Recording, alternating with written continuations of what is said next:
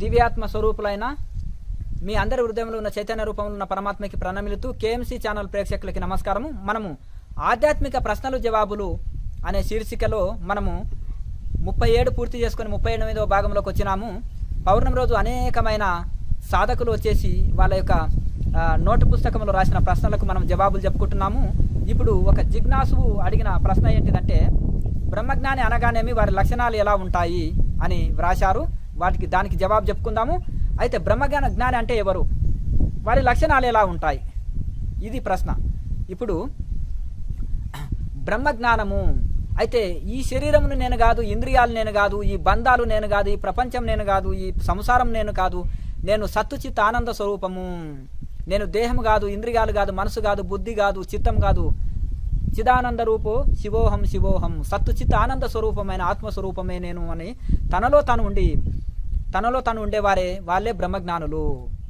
అలాగే ఈ యొక్క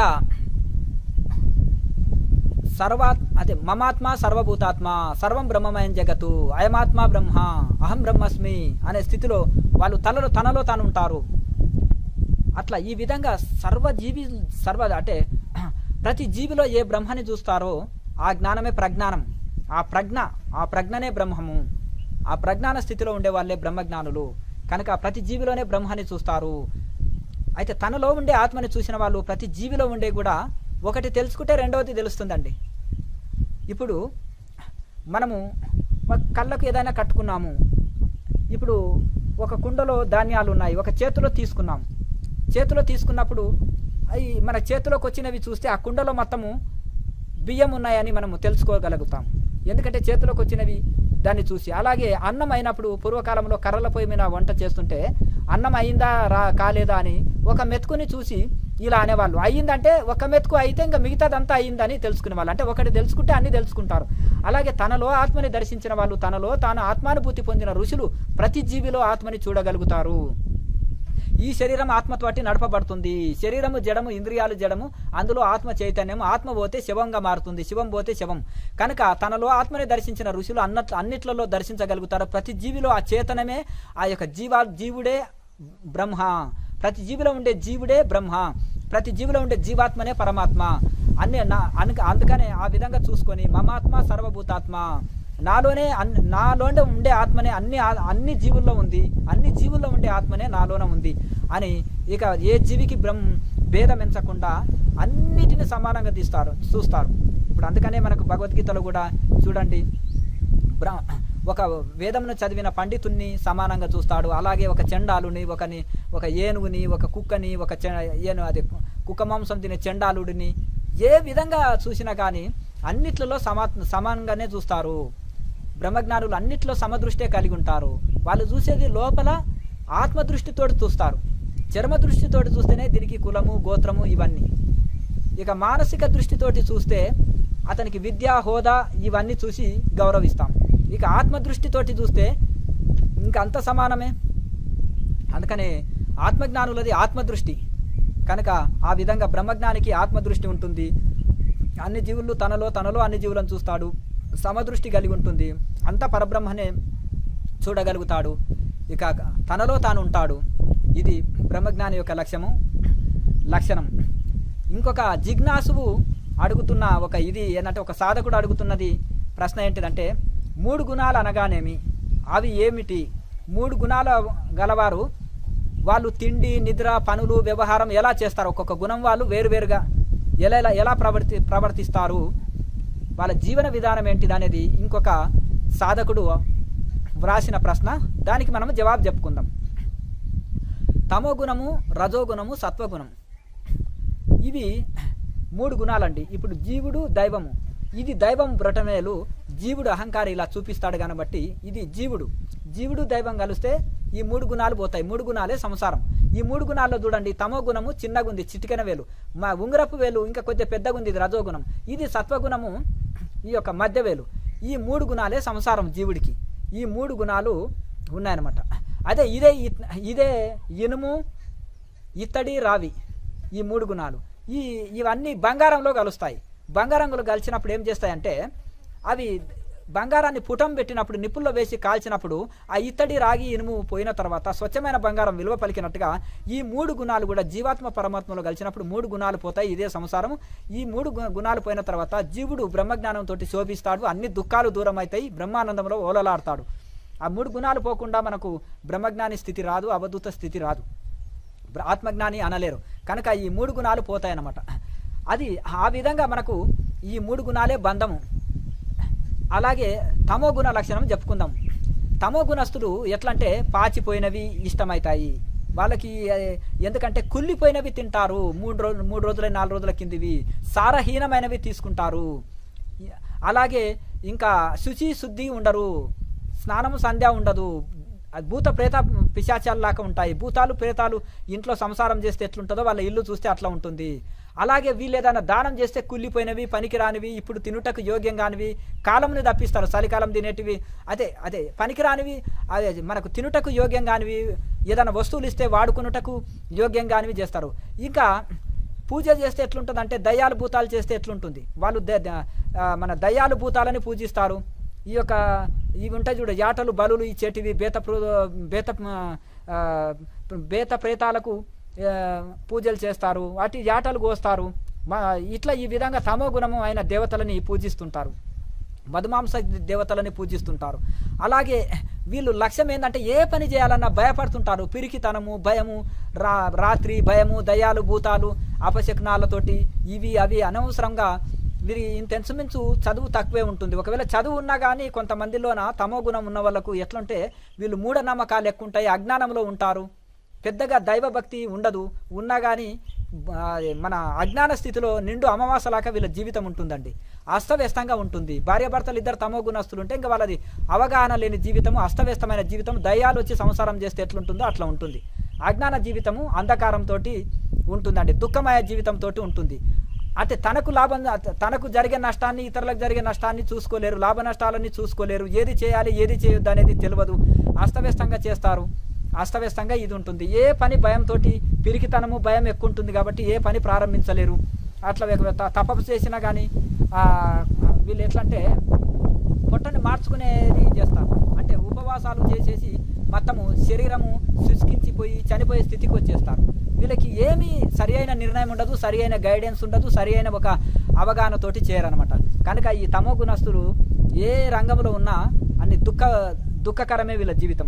ఇక రజోగుణస్తులది డాంబికం, ఇక మసాలా వస్తువులు ఎక్కువ తీసుకుంటారు, ఏదైనా చేసినా కానీ డాంబికంతో చేస్తారు, ఏదైనా పేరు ప్రతిష్టల కోసం చేస్తారు, అంచనా మించి చేస్తారు, ఉల్టా ఖర్చులు ఉంటాయి, అంటే అధిక ఖర్చులు, అధిక ఇది ఉంటుంది వాళ్ళది.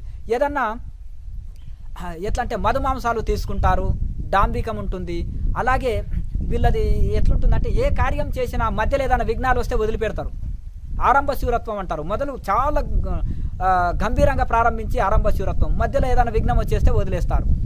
ఇక అలాగే వీరు ఏది చేసేసినా కానీ పేరు ప్రతిష్టల కోసమే చేస్తారు.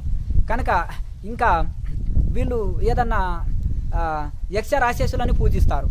ఎట్లంటే వీళ్ళు అంతా రజోగుణము చేత వీళ్ళు ఎట్లంటే ఎప్పుడు తనదే ఆధిక్యం ఉండాలని, ఎప్పుడు ఆ పేరు ప్రత్యేకల కోసము కొట్లాడుతూ అనేకమైన దుఃఖాలు అనుభవిస్తుంటారు.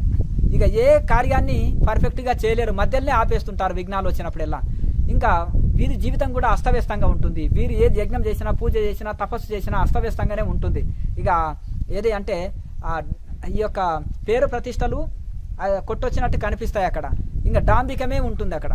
కనుక ధనంతో నేను ఏదైనా సాధించగలుగుతాను, ఏదైనా ప్రపంచంలో నేను ఇది చేయగలుగుతాను అనే అది విపరీతమైన అహంకారంతో ఉంటారు. కనుక ఇక మూడవది వచ్చేసి వీళ్ళు ఇంకా మధుమాంసాలు తీసుకుంటారు, మసాలా వస్తువులు ఇవన్నీ తీసుకుంటారు. ఇక తినుటకు నాలుక రుచికరమైనవి కోరుకుంటారండి, కానీ తర్వాత పొట్ట చాలా ఇబ్బంది పెడుతుంది వీళ్ళకి. ఎందుకంటే తినేటప్పుడు నాలుకకు రుచి ఉన్నా కానీ ఆ మసాలా వస్తువులు ఈ వస్తువులు ఆ వస్తువులు గ్యాస్ ట్రబుల్ పెట్టి రకరకాల పొట్ట ఉబ్బరము జరిగి 3 రోజులు పొట్ట పాడేది ఇది అవుతుంటుంది. కనుక ఇంకా మూడవది సత్వగుణం. వాళ్ళు సత్వగుణ దేవి దేవతలని మంచి నైవేద్యాలు పెట్టి సత్వగుణ దేవి దేవతలను పూజిస్తారు. వీళ్ళు తీసుకునేటిది మంచి పాలు పండ్లు మంచి చక్కగా శాకాహారము తీసుకుంటారు. శాకాహార సంబంధించినవి తినేటప్పుడు సుఖము, తిన్న తర్వాత సుఖాన్ని ఇచ్చే భోజనాలు తీసుకుంటారు. అలాగే పాలు పండు కలకండ తేనె నెయ్యి ఇవన్నీ మంచి పుష్టినిచ్చే భోజనము, మితాహారం తీసుకుంటారు, శాకాహారం తీసుకుంటారు. గురువులని దేవతలని పూజిస్తారు, సత్వ బ్రహ్మజ్ఞానులను పూజిస్తారు, సత్వగుణ దేవతల్ని పూజిస్తారు. మంచి నిడారంబరంగా ఉంటారు. ఏ కార్యమైనా కానీ ఆలోచన చేసి ప్రారంభిస్తారు. అది విజయం సాధించిన దాకా వదిలిపెట్టరు. అలాగే తన బలాబలాలు చూసుకుంటారు. ఏది చేసినా, యజ్ఞం చేసినా, పూజ చేసినా, తపస్సు చేసినా శాస్త్రోక్తంగా చేస్తారు. శాస్త్ర నిషిద్ధమేమో తమోగుణస్తులు రజోగుణస్తులు చేస్తారు. శాస్త్రానికి వ్యతిరేక స్థితిలో వాళ్ళు చేస్తే ఈ సత్వగుణస్తులు శాస్త్రము గురువులు చెప్పింది ఉన్నట్టుగా చేస్తారు. సత్ఫలితాలు పొందుతారు. నిడారంబరంగా ఉంటారు. పేరు ప్రతిష్టలు కోరి ఏది చేయరు. ఇంకా కొంచెం నేను సత్వగుణస్తుని, నేను ఉత్తముని, నేను మంచి ఇది అనేది కొంచెం అభిమానం వీళ్ళలో కూడా ఉంటుంది. ఇదేం పెద్ద బంధం కాదు, కానీ ఇది కూడా ఆధ్యాత్మిక సాధనలో కొంచెము ప్రతిబంధకం వస్తుంది. కానీ ఇది కూడా దాటుకొని పోయి విశుద్ధ సత్వగుణము తర్వాత గుణాతీత స్థితిలోకి వెళ్ళాలని శాస్త్రం చెప్తుంది. కనుక ఈ యొక్క సత్వగుణము కొద్దిగా ఆధ్యాత్మికంలో పూర్తి స్థాయిలో అవధూత స్టేజ్ వరకు బ్రహ్మజ్ఞాన స్థితి వరకు వెళ్ళాలంటే కొద్ది ప్రతిబంధం అని చెప్తున్నారు. ఈ గుణాతీత స్థితిలోకి కూడా వెళ్ళాలి. 3 గుణాలని కూడా దాటుకొని వెళ్ళాలని శాస్త్రం చెప్తుంది. కనుక ఆ స్థితికి మనం వెళ్ళాలి. అప్పుడే బ్రహ్మజ్ఞానులు, అవధూతలు, ఆత్మజ్ఞానులుగా మనం తయారవుతాం. ఇక ఏ రాయి అయితే తలబళ్ళు కొట్టుకోవడానికి బంగారు రాయి అయినా గాయం చేస్తుంది కదా మనకు. అలాగే ఈ సత్వగుణాన్ని కూడా దాటుకొని పోతాం. కానీ సత్వగుణంలో ఉండాలి. మొదలు తమో గుణం వదలాలి, రజోగుణమును కూడా వదిలేసి సత్వగుణంలోకి రావాలి. సత్వగుణమును కూడా దాటుకొని విశుద్ధ సత్వగుణము, దాన్ని కూడా దాటుకొని గుణాతీతంలోకి మనం వెళ్ళాలి. ఈ విధంగా ఒకటి తర్వాత ఒకటి మనం ఒకటి అందుకుంటే రెండవది అందుకుంటాం. ఒకదానికి ఒకటి ముందుకు వెళ్ళాలి. కనుక ఈ విధంగా గుణాలను విశ్లేషణ చేసుకొని మనము ఏ గుణంలో ఉన్నాము, మన మనసు ఎట్లా ప్రవర్తిస్తుంది, ఏ గుణం వాళ్ళు ఏమి తింటారు, ఏం వ్యవహారం చేస్తారు, ఎట్లా ఉంటుంది అనేది మనము దాన్ని పట్టి చూసుకొని మనం ఏ గుణంలో ఉన్నామో మనమే తెలుసుకోగలుగుతాము. ఈ విధంగా మనము ఇంకొక సాధకులు రాసిన ప్రశ్న ఏంటిదంటే, ముక్తి పొందాక గురువులు మళ్ళీ జన్మకు ఎందుకు వస్తారు, మళ్ళీ ఎందుకు జన్మ తీసుకుంటారు?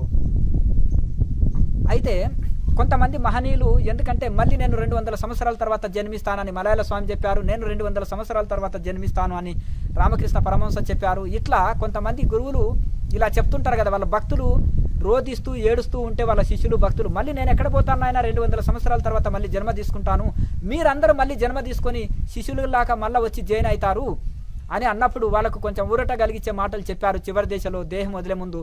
మరి ఈ విధంగా మరి దీనికి కారణం ఏంటంటే కొంతమంది మహనీయులకి ఆ యొక్క ఎవరైనా పరమాత్మ ఆజ్ఞ శిరసార వహించాలి. పంచభూతాలు చూడండి, ఇప్పుడు సూర్యుడు, గాలి, వాయువు, పంచభూతాలు చక్కగా సేవ చేస్తున్నాయి ఎవరి ఆజ్ఞతోటి.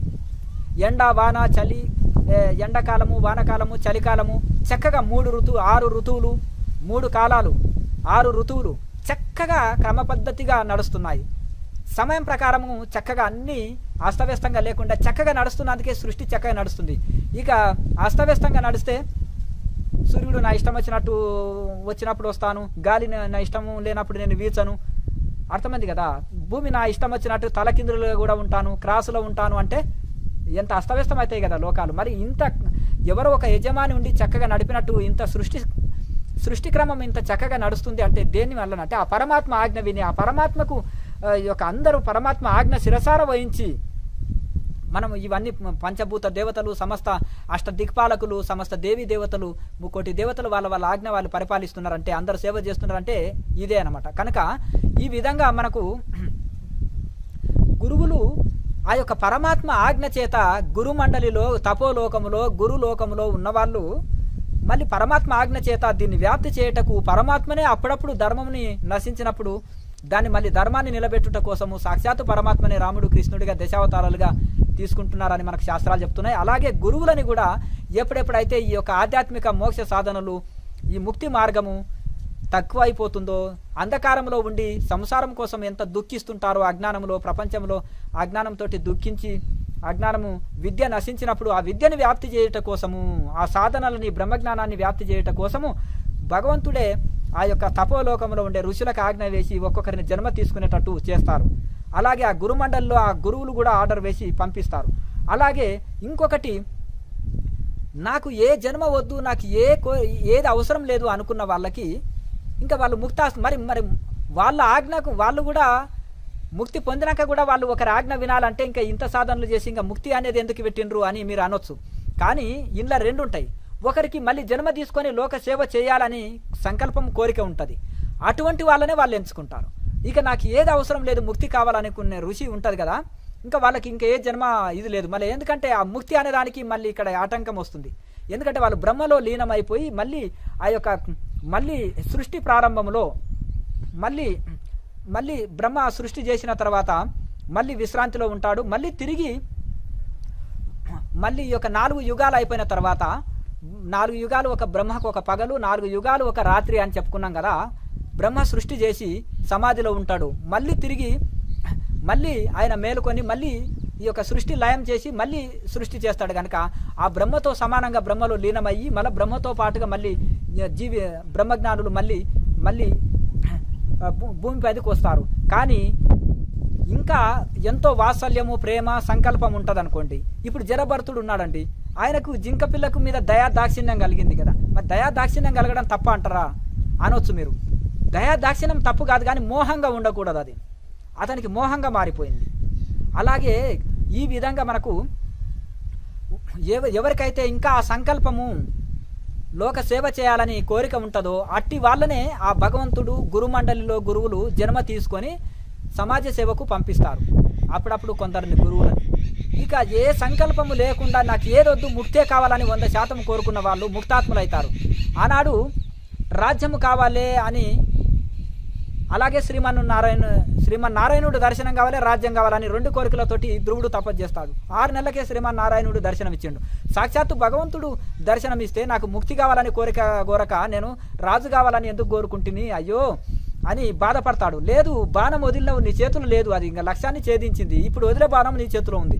నీకు 2 కోరికలతో తపస్సు చేసినవు కనుక ఇటు నువ్వు రాజువై, మీ తండ్రి తర్వాత నీవు రాజువై, చక్రవర్తివై, సకల భోగభాగ్యాలు అనుభవించి చివరికి నువ్వు ముక్తి పొందు, ధ్రువతారగా అయి వెలుగుతావు కనుక అని శ్రీమన్నారాయణుడు చెప్తాడు. తర్వాత తెలుసుకున్నాడు. మొదలు తెలియదు కదా అతనికి. అందుకనే యుద్ధకాండ తెలియకుండా యుద్ధం చేయరాదు. మనకు ఒక క్లారిటీ ఉండాలి. నాకేం కావాలి, ముక్తి కావాలన్నా, భౌతికం కావాలన్నా, నాకు ఇహ భోగాలు కావాలన్నా, పరలోక భోగాలు కావాలన్నా, నాకు ఏది అవసరం లేదు, ముక్తి కావాలన్నా, నచికేతుడు లాగా ఉండాలి సాధకుడు. ఈ యొక్క గురువు ఎన్ని టెస్టులు పెడతాడు యమధర్మరాజు. ఈ యొక్క ఇహలోక భోగాలు, పరలోక భోగాలు, సమస్త సౌకర్యాలు, 1000 సంవత్సరాల ఆయుష్ ఇవన్నీ ఇస్తాంటే కూడా నాకు ఏదొద్దు, నాకు బ్రహ్మజ్ఞానం, ఆత్మజ్ఞానమే కావాలి అని కోరుకుంటాడు కనుక ఉత్తమ సాధకుడి లక్షణం ఇది. కనుక ఉత్తమ సాధకుడు ఒక బ్రహ్మజ్ఞానము, ముక్తావస్థనే కోరుకోవాలన్నమాట.